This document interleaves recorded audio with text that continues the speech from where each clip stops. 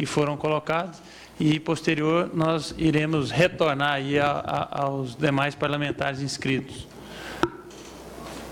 Com a palavra, professor Jorge Luiz. Isso. Eu posso saber.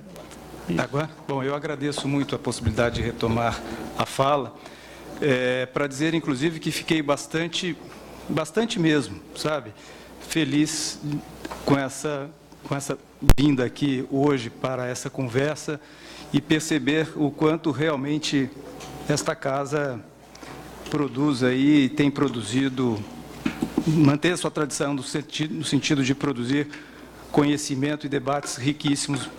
Ter participado aqui hoje foi para mim muito enriquecedor e agradeço enormemente, sobretudo, por conta dessas falas que foram todas manifestadas pelos senhores e senhoras deputados e deputadas. Da questão, vou falar muito rapidamente assim, sobre algumas questões, no sentido de que, primeiro, do tal momento político, né, como foi dito pelo deputado Ananias, de fato, há que se perceber que há uma avalanche mesmo de discussão de reformas trabalhistas impulsionadas na sequência do momento político vivenciado, né? Isso é preciso perceber isto, e há uma rapidez tão grande de passar todas essas reformas, que de fato não são reformas. No conjunto, essas reformas significam efetivamente o fim do direito do trabalho, dos direitos trabalhistas. Porque, percebam, trabalho intermitente, junto com terceirização, né, ampla, com negociado sobre o legislado, com desemprego estrutural, significa concretamente que os direitos serão arrasados, né, serão eliminados, e sob a retórica de que foram consentidos, inclusive, pelos próprios trabalhadores, que, na lógica da sobrevivência, num problema de desemprego cultural, terão sempre a opção desesperadora de ou ganhar algo ou não ganhar nada, né, e aumentar as filas dos desempregados. Então, há que se perceber, né, uma emergência nesse sentido, que está em conformidade com o momento político vivenciado pelo país, porque a mesma pressa não se vê, por exemplo, como eu destaquei, na regulamentação do artigo 7º do inciso 1º da Constituição Federal. São 29 anos de demora para conferir aos trabalhadores um direito assegurado na Constituição, que é a proteção contra a dispensa arbitrária, né? Então, isso é realmente revelador, né?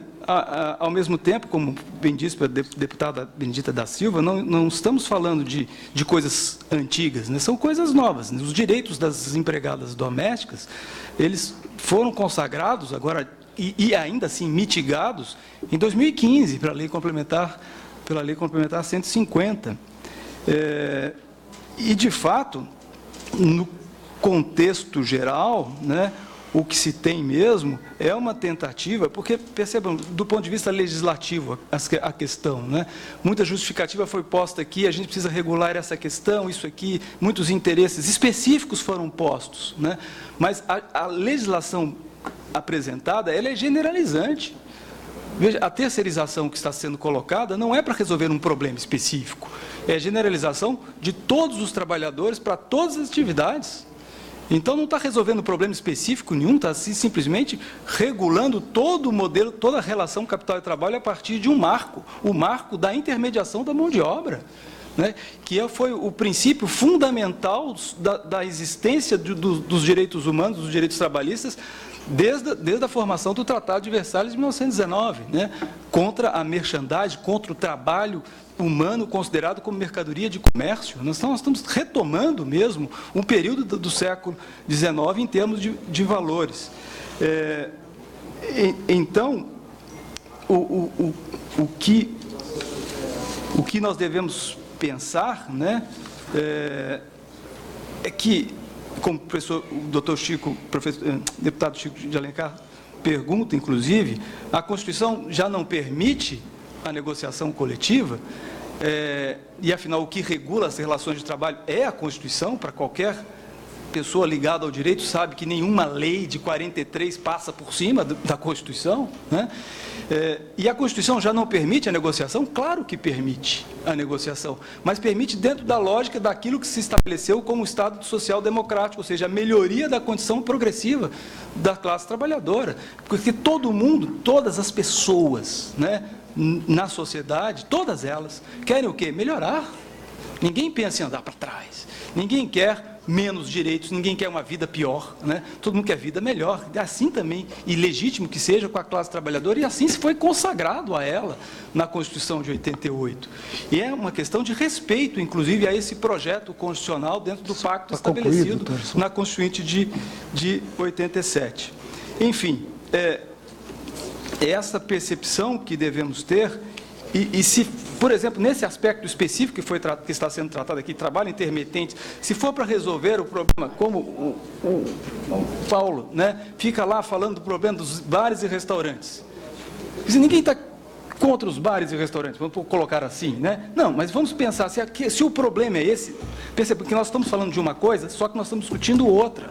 A legislação que está sendo posta aqui em discussão não está visualizando apenas o problema dos bares e restaurantes. Essa que é a questão. Se fosse uma lei assim, como foi a lei recentemente votada no que se refere à gorjeta? Uma lei específica resolvendo um problema específico. Se fosse a lei voltada para os bares e restaurantes na perspectiva do trabalho intermitente, com características daquelas que você procura defender, que o trabalhador seja jovem, que esteja trabalhando, que seja estudante e que tenha 50% no mínimo de efetivos, ou seja, se fosse garantindo o recebimento do salário mínimo, garantindo algum mínimo de previsibilidade, porque também não é assim, não chama qualquer hora. Ou seja, se estivéssemos discutindo uma lei para resolver um problema específico, é uma coisa. Aí a gente pega uma lei que serve para tudo e que no contexto geral, com terceirização e negociação negociado, está dentro de um projeto de destruição do direito de trabalho e juntamente com o direito de trabalho, e tenta argumentar com o específico, né?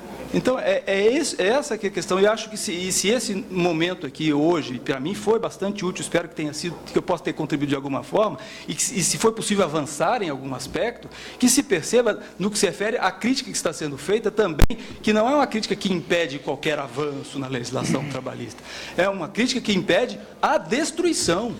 E o conjunto de projetos trabalhistas que estão sendo postos no âmbito do momento político nacional é o da destruição completa dos direitos trabalhistas a serviço do capital internacional efetivamente.